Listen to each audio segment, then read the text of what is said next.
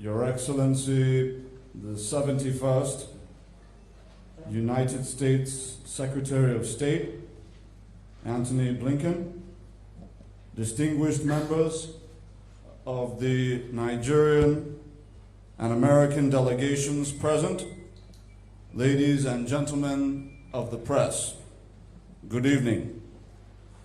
Over the course of the last 1 hour, His Excellency President Bola Tinubu and the United States Secretary of State, Antony Blinken, have engaged in robust and constructive discussions on Nigeria-United States bilateral relations. They elaborated on how to expand its frontiers in several areas of shared mutual interests. Following extensive deliberations, Ambassador Tuggar and Secretary Blinken are now ready to address the local and international press. The ground rules for this joint press briefing are as follows. After the remarks by Their Excellencies, the Honorable Minister of Foreign Affairs and the United States Secretary of State, 4 questions will be entertained. 2 questions from the Nigerian Press Corps and 2 questions from the United States Press Corps. Kindly remember to introduce yourself and your organization before asking your questions when it is time for the Q&A session to begin. Without further ado, Honorable Minister, you may take the floor. Thank you very much. A very good evening to you all. Today we're happy and honored to be receiving the United States Secretary of State, Secretary Blinken, here in Abuja at the presidential villa, where he met with His Excellency President Bola Tinubu,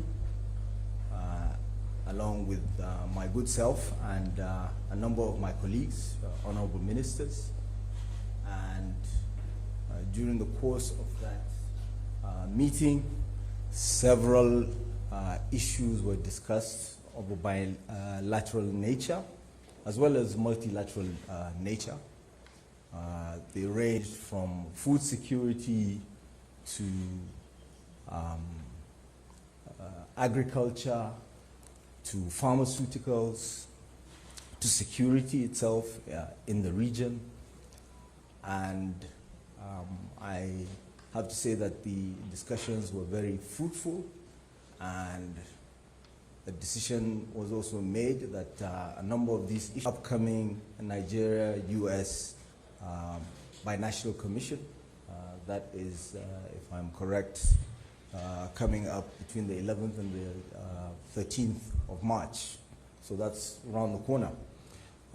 It is also important to note that President Bola Tinubu brought up the issue of Nigeria's membership and participation in the G20, as well as the United Nations Security Council.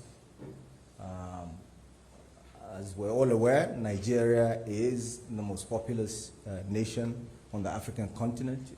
It has the largest economy, and therefore, along with the 4D, President Tinubu's 4D foreign policy agenda of democracy, development, demography, and diaspora, we feel it necessary and deem it fit for Nigeria to be ably represented in these decision-making bodies.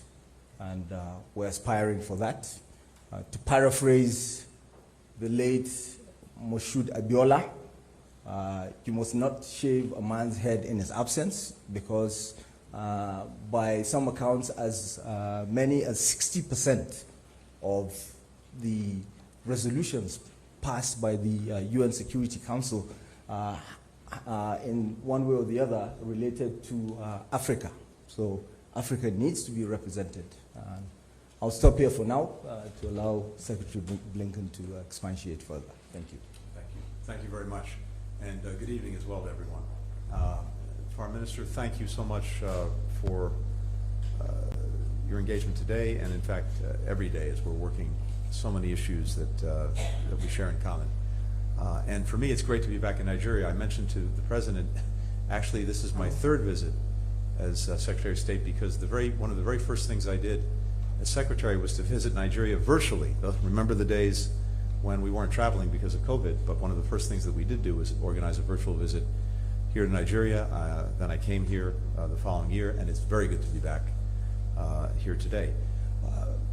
At the UN General Assembly just this past September, President Tinubu said, and I quote, "Africa is nothing less than the key to the world's future."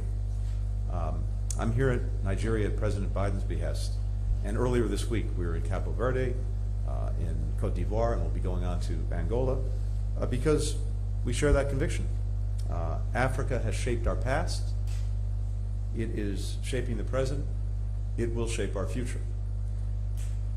The United States is committed to strengthening genuine partnerships on the continent to work to solve shared challenges and also to deliver on the promise and the fundamental aspirations of our peoples. Nigeria, as Africa's largest country, largest economy, largest democracy, is essential to that effort. And we are doing a lot of work together already to drive in a positive direction. We're driving climate action as partners in the Global Methane Coalition. We're pushing for permanent representation for African voices in the UN Security Council, in other international organizations that need to reflect the realities of today, not just the day that they were created many, many years ago.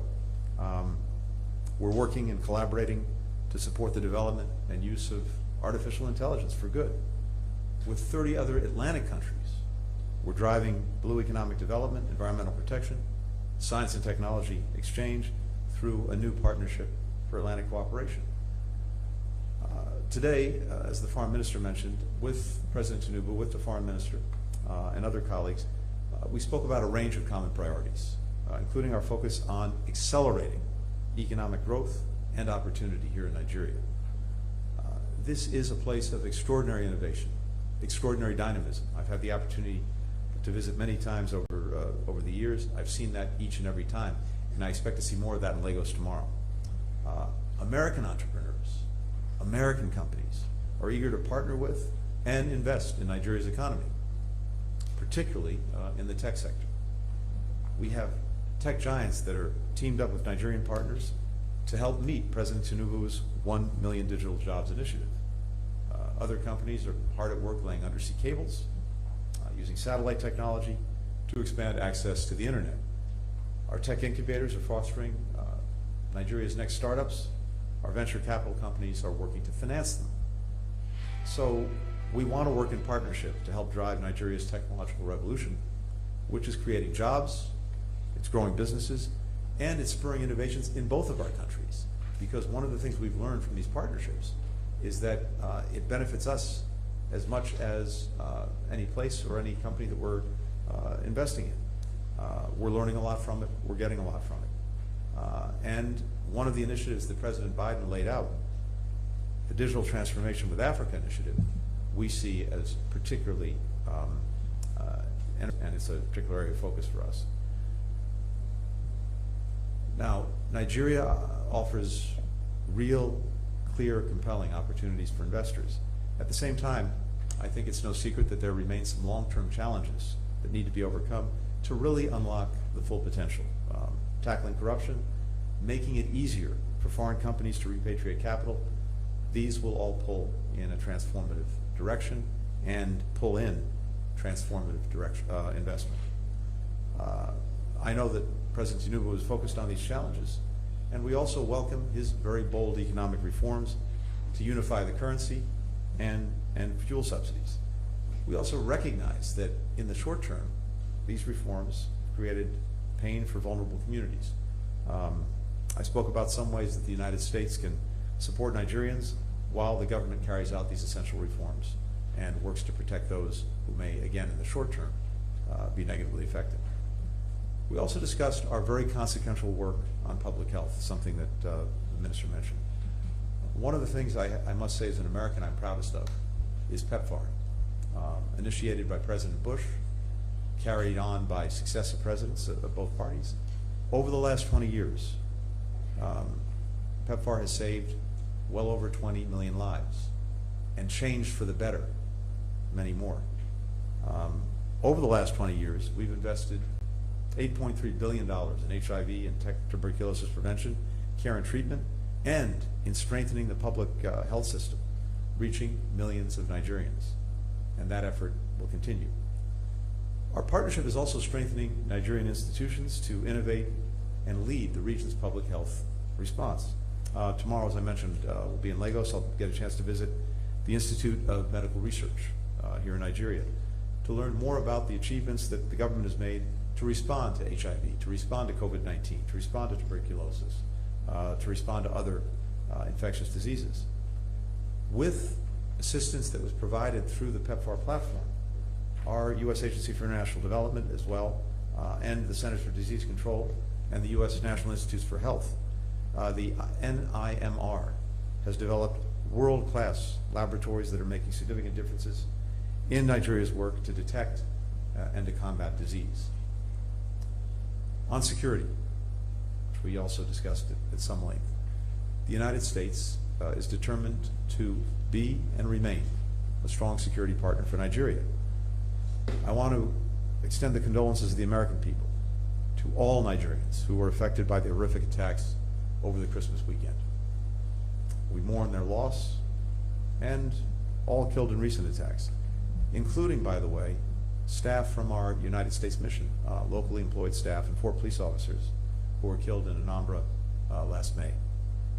As I told the President and the Foreign Minister, the United States will support Nigeria as it works to bring about a more secure, a more peaceful, and a more prosperous future for its people.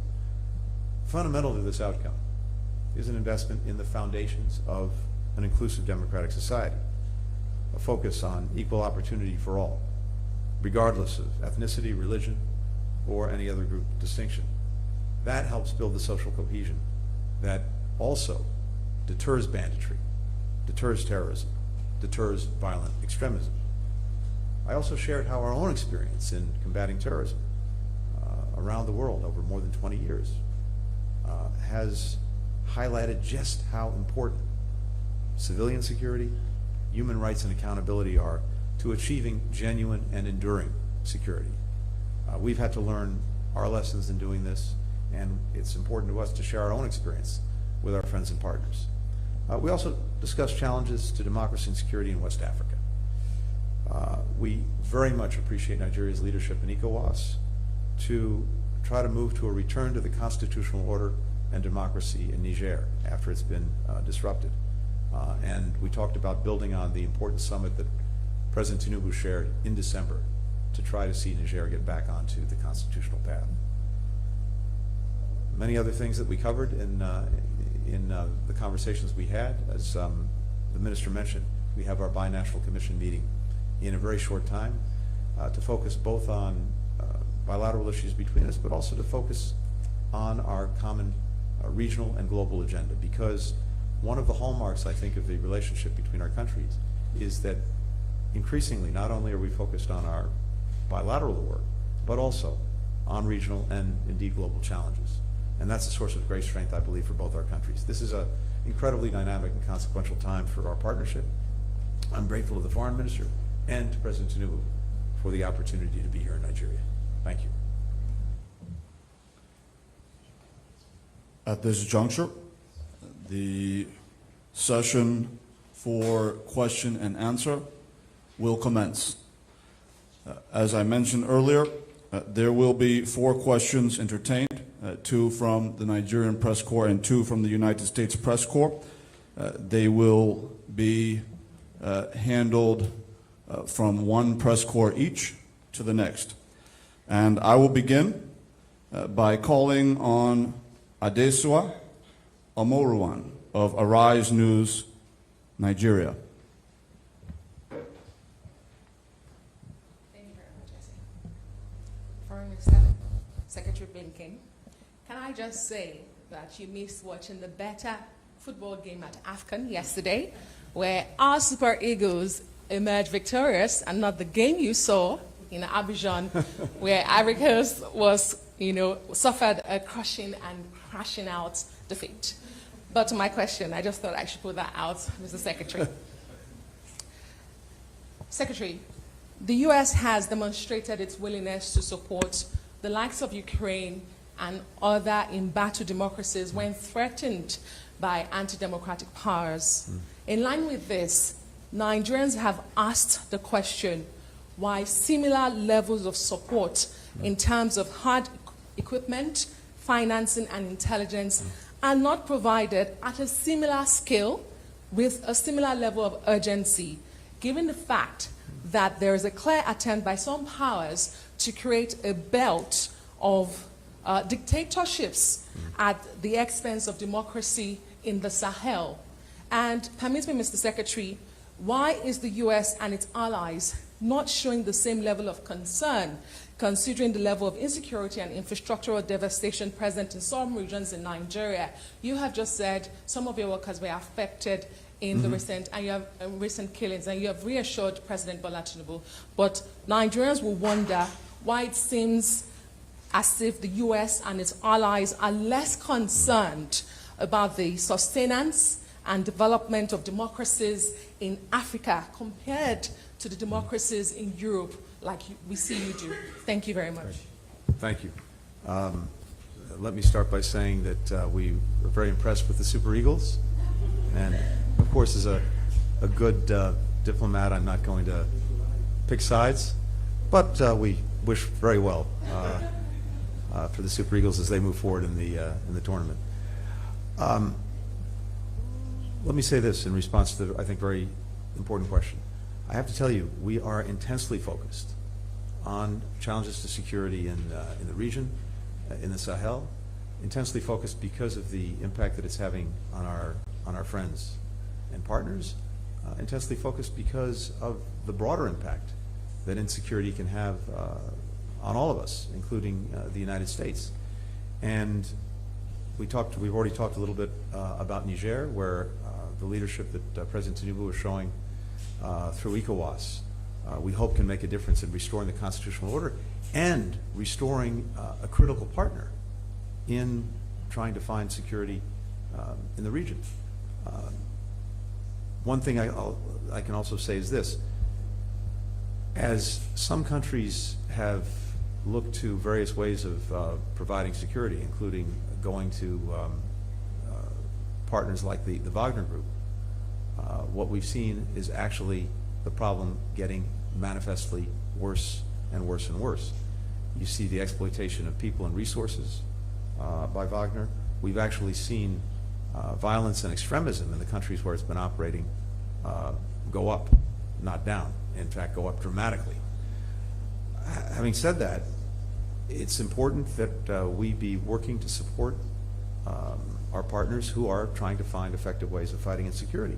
And we are working to support Nigeria. We're working to support our Lake Chad region partners to strengthen the capacity of their security forces in a whole variety of ways to deal with insecurity. And yes, that does go to equipment, to technology, to weapons, and we're working on that. But it also goes to many other things, including information sharing, intelligence, technical support, advice, and it goes to having a comprehensive approach that genuinely focuses on citizen security, working with local communities in partnership, demonstrating that security forces are there first and foremost to protect them and to support their needs. By the way, that was an approach that was delivering results in Niger when President Bazoum was in office before he was deposed in a coup. And in every place where there's been an unconstitutional change in leadership, as I said, things have only gotten worse.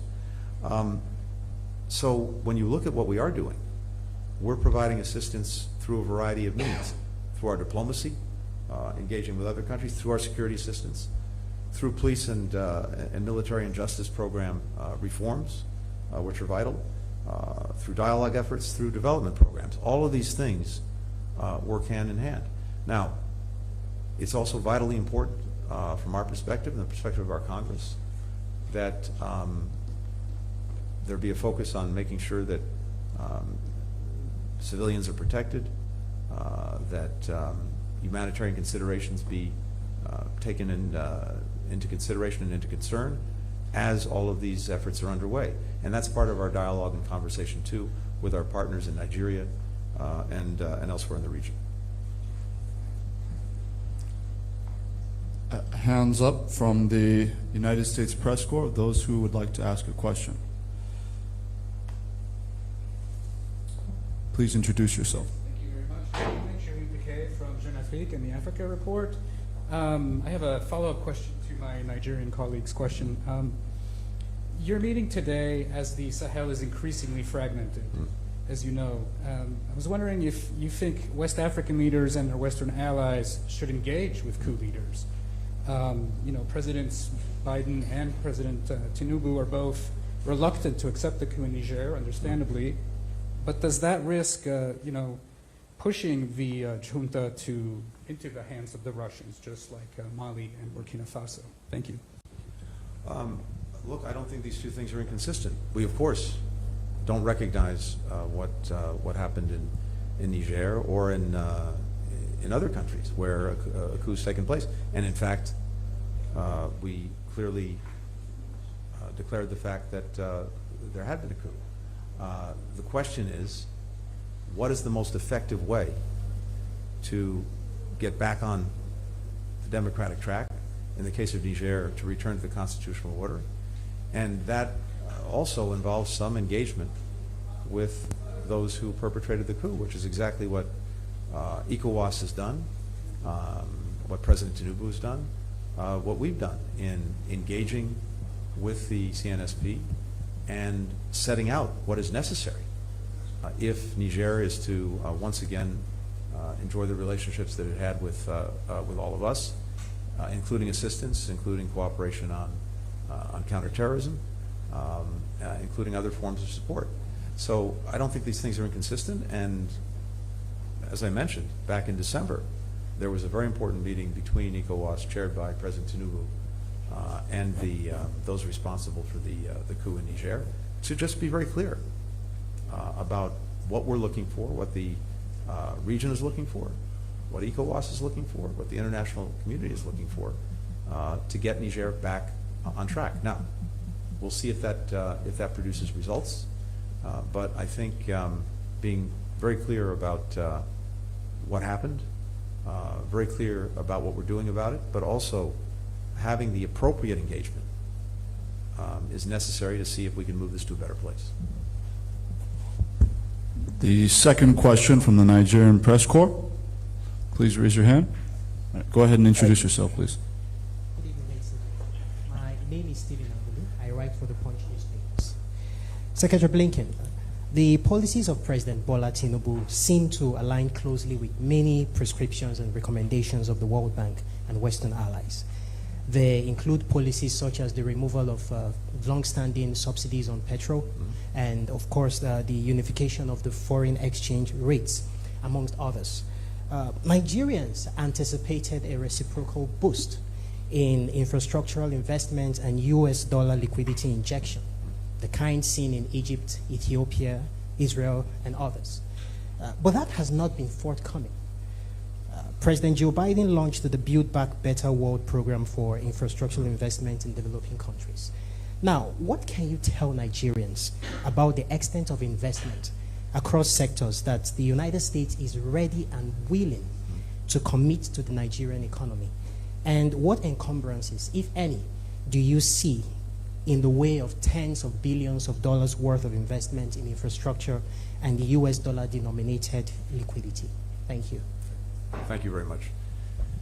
Well, as I mentioned before, and I think a few things are important here. One is what I'm hearing, what I'm seeing is very real interest on the part of American companies, American investors in working here in Nigeria, investing here in Nigeria, helping partner with Nigeria, and in so doing, create new jobs, new opportunities, and even new industries.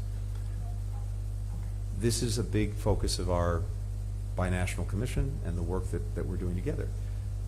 I mentioned as well, though, there remain some impediments that we hear from our own business community that I think stand in the way of maximizing those opportunities.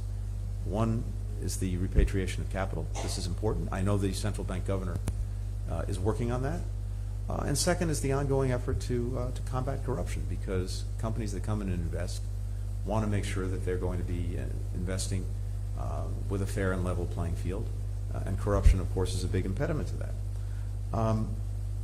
Having said all of that, look, I do think we're seeing real movement. When we had the Africa Leaders Summit hosted by President Biden, one of the commitments we made was to generate an additional $55 billion in private sector investment in Africa over the next 3 years.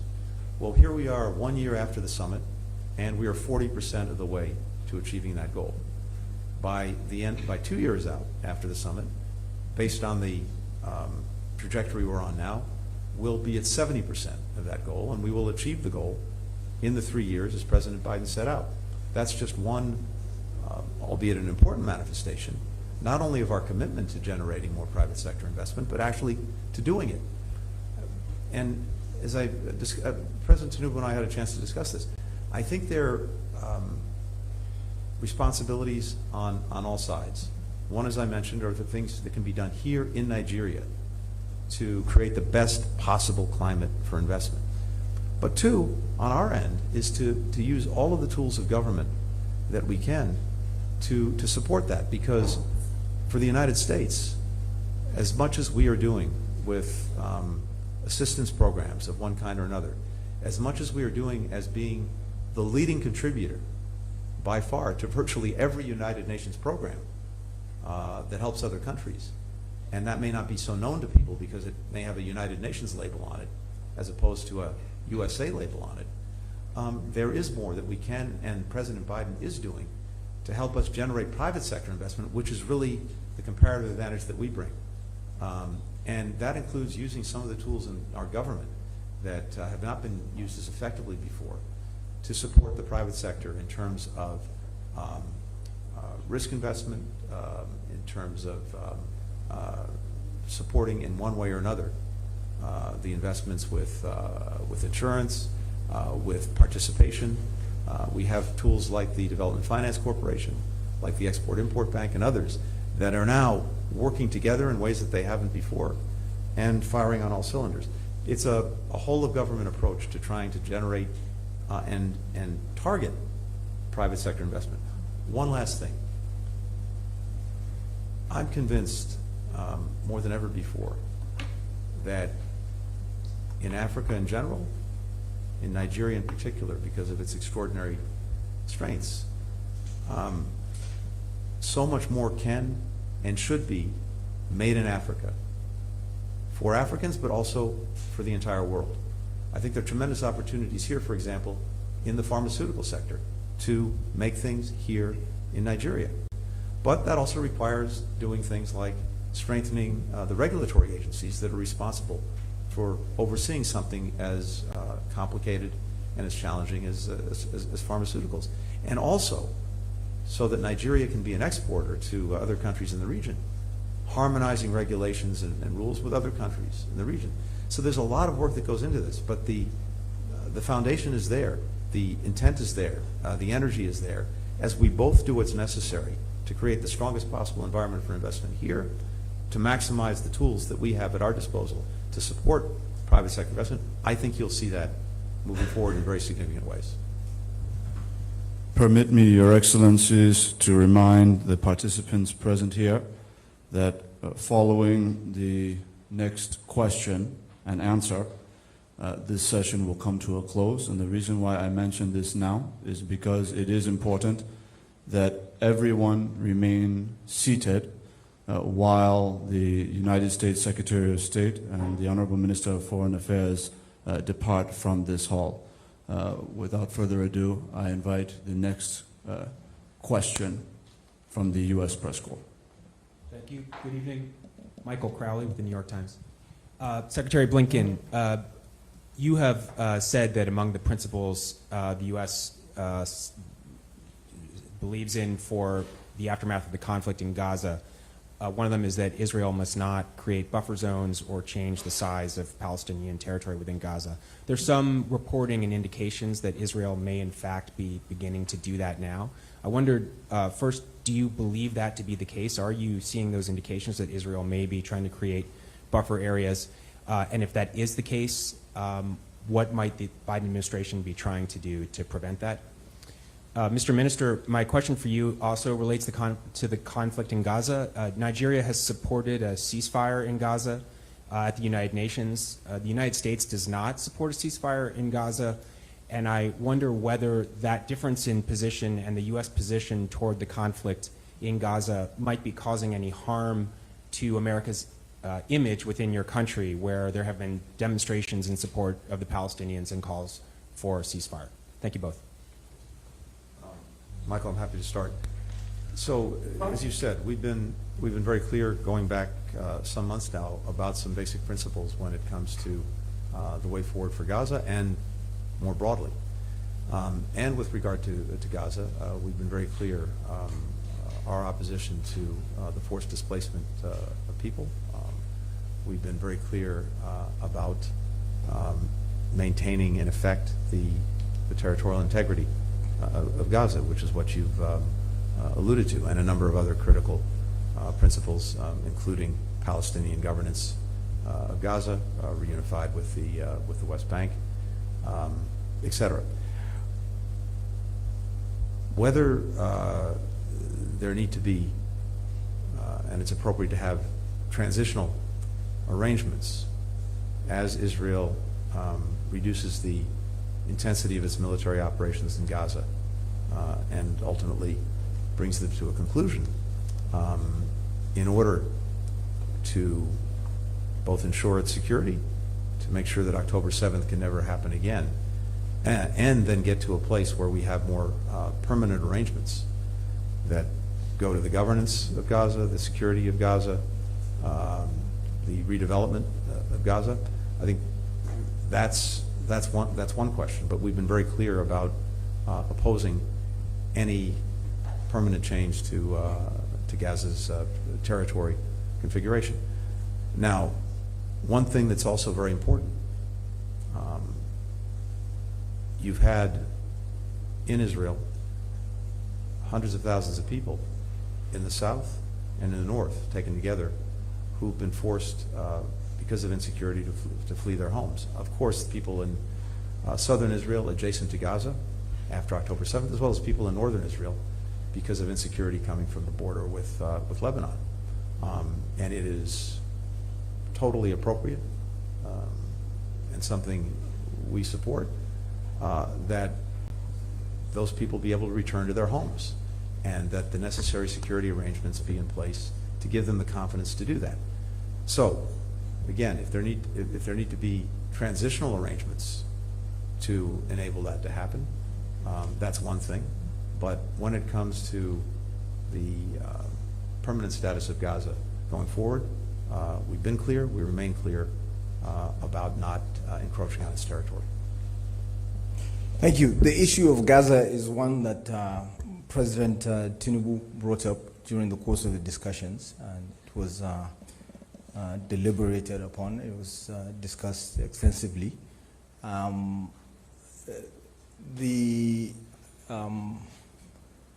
approach here is to focus on the commonalities. So one thing we have in common, a common denominator between the US and Nigeria, is the fact that we both agree that the way forward is the two-state solution.